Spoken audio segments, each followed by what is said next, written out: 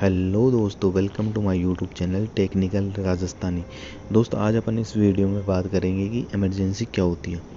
दोस्तों, इमरजेंसी किसी भी देश के लिए वो हथियार है जो किसी भी प्रकार की क्रिटिकल कंडीशन से निपटने का एक जरिया होती है या उस देश को सिक्योरिटी के लिए सबसे महत्वपूर्ण हथियार होता है। दोस्तों, आज अपन बात करेंगे हमारे देश में कितने टाइप की इमरजेंसी है। दोस्तों, हमारे देश में 3 टाइप की इमरजेंसी है, जिसमें जो पहली जो इमरजेंसी है वो नेशनल, दूसरी जो इमरजेंसी है फाइनेंशियल और जो तीसरी इमरजेंसी है वो है स्टेट इमरजेंसी।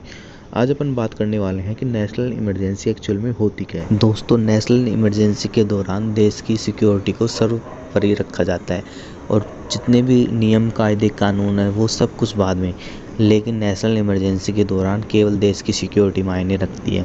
अब बात करते हैं कि इसको डिक्लेयर कौन करता है। दोस्तों, इसको देश का जो प्रेसिडेंट होता है वो अपने मंत्रिमंडल की सलाह के बाद डिक्लेयर करता है। अब बात करते हैं कि दोस्तों जो ये नेशनल इमरजेंसी है ये कब तक लागू होती है या किन कारणों की वजह से ये लगाई जाती है। दोस्तों, बात करते हैं कि ये अब तक हमारे देश में केवल 3 बार ये नेशनल इमरजेंसी डिक्लेयर हुई है, जिसमें जो पहली जो इमरजेंसी है वो 1961 में जब इंडो चाइना वॉर हुआ था, तब डॉक्टर सर्वपल्ली राधाकृष्णन जो कि उस टाइम के हमारे प्रेसिडेंट थे उनके द्वारा डिक्लेयर की गई थी और ये उस टाइम की एक आवश्यकता थी। अब बात करते हैं दूसरी इमरजेंसी। दोस्तों, दूसरी जो इमरजेंसी है वो 1971 में जब भारत और पाकिस्तान का युद्ध हुआ था, जब बांग्लादेश बना था, उस टाइम जो हमारे उस टाइम के जो प्रेसिडेंट थे वी गिरी, उनके द्वारा डिक्लेयर की गई थी। और जो तीसरी जो इमरजेंसी है दोस्तों वो 1975 के टाइम जो हमारे उस टाइम प्रेसिडेंट थे फखरुद्दीन, उनके द्वारा डिक्लेयर की गई थी, जो कि एक्चुअल में कांग्रेस के थे। एक्चुअल में ये कहा जाए तो ये उनके द्वारा नहीं, एक्चुअल में ये इंदिरा गांधी जी के द्वारा डिक्लेयर की गई थी, क्योंकि ये एक पॉलिटिकल इशू था, यानी कि ये एक चुनाव को जीतने का एक तरीका था। क्योंकि नेशनल इमरजेंसी जब डिक्लेयर होती है उस दौरान आप कोई भी पॉलिटिकल प्रचार नहीं कर सकते, और इसी वजह से वो शायद उस टाइम का जो चुनाव थी जो जीती थी, जिसका बाद में बहुत विद्रोह हुआ था, जो कि गलत था उस टाइम के लिए। क्योंकि ऐसे इस किसी भी कानून का या किसी भी आर्टिकल का गलत इस्तेमाल नहीं करना चाहिए, और उसी वजह से जो नेशनल इमरजेंसी डिक्लेयर करने का जो तीसरा रीज़न होता है अशांति, उसको बाद में हटवा दिया गया था। अब बात करते हैं कि दोस्तों नेशनल इमरजेंसी जब डिक्लेयर होती है उस दौरान क्या होता है।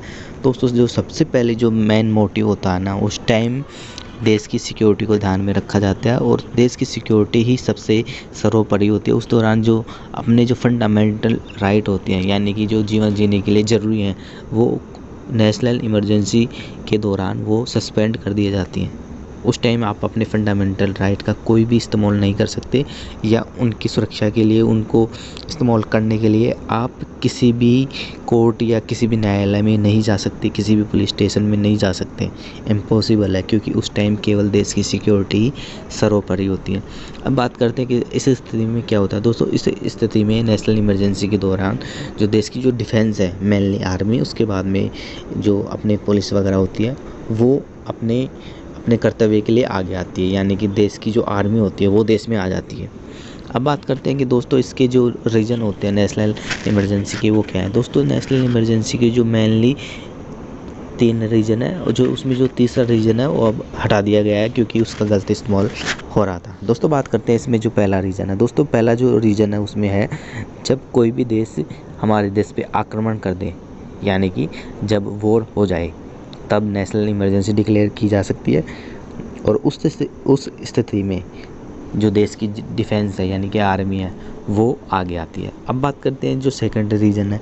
दोस्तों, जो दूसरा जो मेन रीजन है ना, वो है आंतरिक विद्रोह, या कोई भी सशस्त्र विद्रोह हो जाए, यानी कि कोई भी देश या कोई भी आंदोलन ऐसा हो जाए जिसमें हथियारों का इस्तेमाल होने लगे, या देश में बहुत ज़्यादा तनाव बढ़ जाए, या जैसे खून खराबा होने लगे, उस स्थिति में नेशनल इमरजेंसी डिक्लेयर की जा सकती है। अब बात करते हैं तीसरी जो है ना दोस्तों, वो है अशांति, यानी कि देश में अशांति, यानी कि गृह युद्ध छिड़ जाए, उस स्थिति में नेशनल इमरजेंसी डिक्लेयर की जा सकती है, जिसका गलत इस्तेमाल इंदिरा गांधी जी ने किया था, जो कि उस टाइम की सबसे बड़ी एक डिजास्टर थी देश के लिए। क्योंकि उस टाइम देश को तीसरी इमरजेंसी की ज़रूरत नहीं थी, क्योंकि जस्ट 4 साल पहले 1971 में देश ने दूसरी इमरजेंसी का सामना किया था, और वो केवल एक पॉलिटिकल इशू था, यानी कि एक इलेक्शन जीतने का एक तरीका था जिसके लिए इमरजेंसी डिक्लेयर की गई थी। दोस्तों मैंने आपको इस वीडियो में जो नेशनल इमरजेंसी के दौरान जो भी बातें होती हैं वो सब बता दी। अगर आपको ये वीडियो अच्छी लगी है तो वीडियो को लाइक कीजिए और हमारे चैनल को सब्सक्राइब कीजिए। Thank you.